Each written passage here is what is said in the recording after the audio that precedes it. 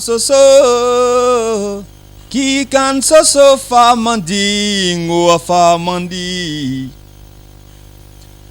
Fan ke kilo nya o nya, nimi inya malo. Alaban o ke la kana kwa ya leye ibo.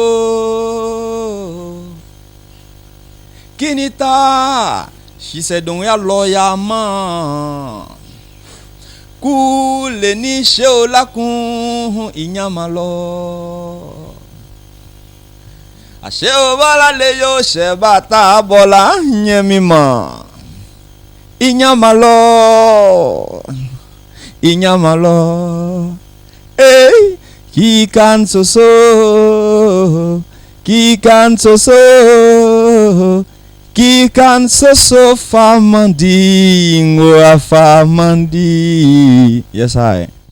Chanter en Maoka, d'abord, c'est faire la promotion de cette langue-là qui est assez aimée par toute la Côte d'Ivoire. Hein. Et moi, j'ai été jusqu'au Burkina, dans d'autres pays. Quand je chante Kirkan Soso, ils sont curieux de savoir, mais c'est dans quelle langue tu chantes là? Quand je dis c'est du Maoka, c'est le nord-ouest de la Côte d'Ivoire, la ville c'est Touba. Vraiment, ça leur donne envie de venir découvrir ce peuple-là qui est le Maoka. Parce que moi, j'essaie de valoriser au mieux la culture de chez moi. Tu vois que ce matin, je suis dans une tenue traditionnelle de chez nous. L'objectif, c'est ça. Amener les gens à venir découvrir la région du Bafing, à découvrir cette belle langue qui est le Maoka. Les grands frères, les Galliers l'avaient si bien fait. Voilà, ils ont tellement bien vendu que nous aussi, ça nous a donné cette motivation-là de chanter en Maoka. C'est vrai que notre Maoka n'est pas aussi, c'est pas aussi correct que ça, mais on se bat pour le faire. Donc j'encourage mes jeunes frères artistes et tous les autres, en tout cas, à œuvrer dans ce sens-là, à valoriser notre patrimoine culturel. On peut le faire en chantant Maoka, on peut le faire à travers des films en Maoka, à travers des pièces de théâtre en Maoka. Moi, je vous donne un exemple. Dans mon village maternel, par exemple, Singo, à l'époque, quand j'étais plus jeune, quand j'allais pour les vacances, mais j'ai mes oncles qui faisaient des sketchs en Maoka, je te jure. Mais c'est des gens qui n'ont jamais fait l'école de théâtre. Mais ils l'amènent au que tu ris jusqu'à yeke vamo ni Moussa comment on appelle ça Bena Makaolo. Oh le tel la mienne non. Donc c'est tellement beau. Ça c'était au niveau du village. Mais on peut rendre ça un peu plus international à travers des films en Maoka. Voilà. Et puis ça peut être aussi sous-titré. Pour le moment, je ne suis pas encore entré dans la production cinématographique, à savoir la production de films. C'est des projets que j'ai, je suis en écriture, je travaille là-dessus, j'y pense de façon quotidienne. Voilà, mais calmez-vous, c'est des choses qui vont venir dans le futur, un futur proche ou vraiment à moyen terme, je le ferai. Quand film le tourne mokakan lo, ou bien théâtre que mokakan lo, ama la miaba, que milliard la loué. Ni nyoso kanewe albi ayalwa wanye abe we kolelo we kata so don ngata so ni mo nyolo ke farane luka ka anima anise luka lale ko se ka tuba tola bo ka mautola bo anise kala. Je tiens à rassurer ces personnes-là pour leur dire que le milieu du cinéma ou de la culture est un milieu assez vaste. On peut faire des investissements et rentabiliser ça. Tout dépend de l'organisation qu'on met autour, du sérieux qu'on met dans cet investissement-là. Parce qu'une œuvre artistique peut s'exploiter sur au moins 99 ans. Voilà, donc c'est un investissement dont la rentabilité ne se fait pas forcément à court terme, mais se fait à moyen et long terme. Voilà. Maintenant, pour revenir à leur investissement dans ce domaine-là, je donne un exemple tout simple. Vous voyez, le Nigeria, qui est l'une des puissances économiques d'Afrique, qui est même devenue la première puissance, a ravi la place à l'Afrique du Sud grâce à son industrie cinématographique et musicale. Voilà, le Nigeria, c'est plus de 1000 films par an.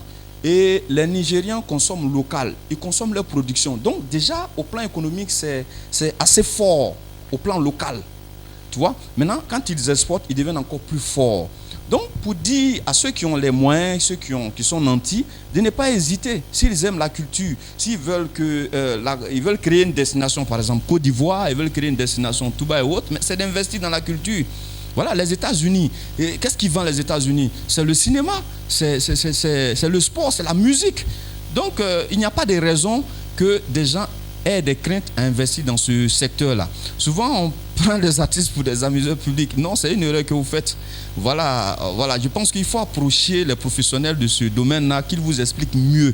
Quand vous voulez investir, faites une étude de faisabilité, approchez les techniciens en la matière. Ils vont vous donner les conseils qu'il faut, les orientations qu'il faut pour mieux rentabiliser votre activité culturelle. Voilà. Pour la majeure partie d'entre eux, je sens qu'ils sont passionnés et qu'ils ont besoin d'encadrement. Voilà, parce que les réseaux sociaux, c'est vrai, ça vend tout de suite à travers le monde entier, un petit buzz et c'est parti. Mais quand tu réussis par le buzz, ça veut dire qu'il faut pérenniser maintenant l'art que tu es en train de faire. Il faut être professionnel dedans. Et pour que tu puisses pérenniser, c'est d'approcher soit une école ou approcher des devanciers comme tu le dis, pour pouvoir t'orienter dans ce que tu pratiques comme métier. Sinon, si tu n'es pas bien formé, après ce buzz-là, ça va pas payer, tu n'iras pas loin. Alors qu'une carrière se construit. Une carrière se construit avec un staff, avec une organisation, avec une maîtrise de l'art qu'on fait. Donc, c'est bien beau d'être sur les réseaux sociaux, de publier des petites vidéos. Ça, moi, j'encourage. Parce que les réseaux, c'est fait pour ça. Voilà, avant il fallait passer dans une chaîne de télé avec ce format classique des choses pour promouvoir ton talent. Mais aujourd'hui, la technologie a fait qu'on a cette télévision-là dans nos Android, dans nos téléphones et autres. Donc, il faut qu'on sache l'utiliser. Si on sait bien utiliser cet outil qui est l'Internet, eh bien, ça peut nous amener loin. Mais pour le faire, il faut qu'on ait vraiment un minimum de formation, qu'on sache réellement ce qu'on pratique comme métier. De tous les chanteurs reggae, c'est mon idole. Il s'appelle Tangara Spir Goda. C'est mon idole, en tout cas de tous les chanteurs reggae ivoiriens, c'est vraiment mon idole. Donc j'ai trouvé qu'il a un style de chant assez particulier. Il fait un reggae avec un fond de blues, de rock et de jazz. Moi j'aime tout ce qui est original, tout ce qui sort de l'ordinaire. J'aime pas faire ce que tout le monde fait. Donc tout de suite je me suis accroché au style de Tangara que j'essaie de pas faire ou d'améliorer quoi.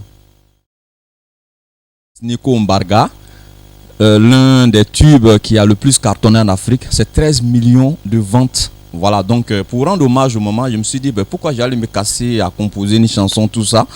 Mais écoute, tu t'inspires de Sweet Mara, tu fais une version un peu en français et puis tu chantes un peu en anglais.